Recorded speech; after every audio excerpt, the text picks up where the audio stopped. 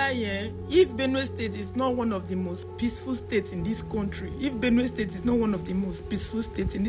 swear to God, we will not be facing what we are facing.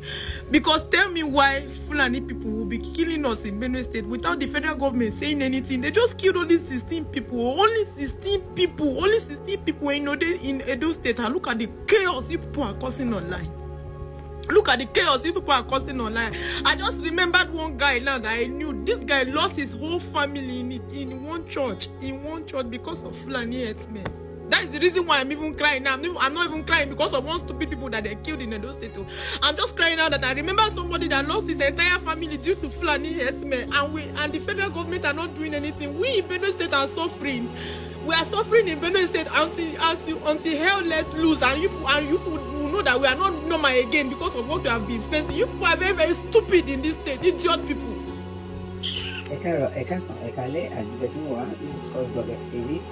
Don't forget to subscribe, like and share. Lórí gbogbo killing tó ń lọ Nàìjíríà lórí killing àwọn Fúlàní àtìmẹ́yìn.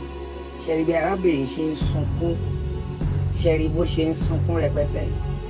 Ó ní pé kò ń ṣe pé gbogbo àwọn killing tẹ́ ń rí òun rẹ̀ rí tán o. Ó ní lùgbòmí odidi family kan wọ́n ti parẹ́, odidi community kan wọ́n ti parẹ́. Ó ní wọ́n bá díẹ̀ péré òun ni wọ́n ìpa níbi ni o tí gbogbo èèyàn jáde. Ó ní tẹ́ bá mọ nǹkan tó ń lọ nínú Benue. Ṣé lè la máa dúró táwọn máa sọ? Wòlíì Primate Ayọ̀délé wọ́n ti bọ́ta. Wọ́n lóògùn yìí ti wà lábẹ́ yàrá everybody o. Ó ti wà ní next door everybody. Ìkìlọ̀ ńlá ti jáde báyìí pé ó ń bọ̀ lẹ́kọ̀ọ́, ó ń bọ̀ ní gbogbo ògbèríko. Ẹ má sùn, ẹ jí, ẹjọ́ ẹjẹ́ àgbẹ̀lẹ́nu Primate Ayọ̀délé. Kíní ìtú débi tó yẹ pé wọ́n lọ sí army barracks, wọ́n pa army rẹpẹtẹ. Kí lé tí ìjọba Nàìjíríà ò fẹ́ declare pé ogun ti wà officially? Because wọ́n display lórí TikTok, wọ́n display lórí Instagram, everybody á lọ sí pàtí Àyìndé, pàtí Òbèsèré, wọ́n máa flunks lójoojúmọ́, wọ́n máa náwó yàrá Yorùbá. Àwọn èèyàn fún wọn máa wò pé ṣèbí inú ìlú iná náà ti náà ń pa gbà, wọ́n ń pa kékeré, wọ́n ń pa gíga. Bọ̀ ìyẹn aráàlú yẹn gangan ti ẹ̀ ṣe bí nǹkan kan ṣẹlẹ̀.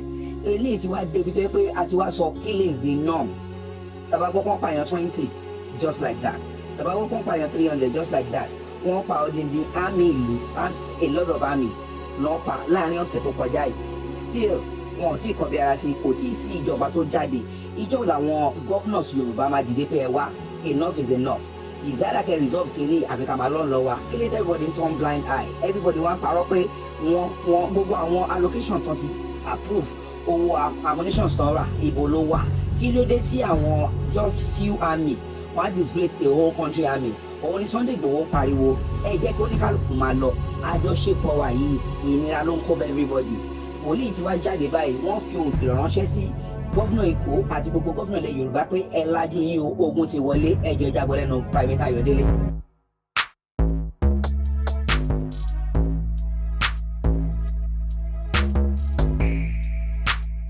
Some states must watch on this following security. Watch very well their security. Lagos State, Oyo State, Ogun State, Ondo State, Kogi State, Benue State, Kaduna, Sokoto State, Yobe State, Taraba State, Nasarawa State, and of course, Adamawa State. Let them watch very well. Let them watch very, very well, so that they will not that we are not going to see a security threat. Plateau, Maiduguri, Borno, all of these places, they must watch out seriously.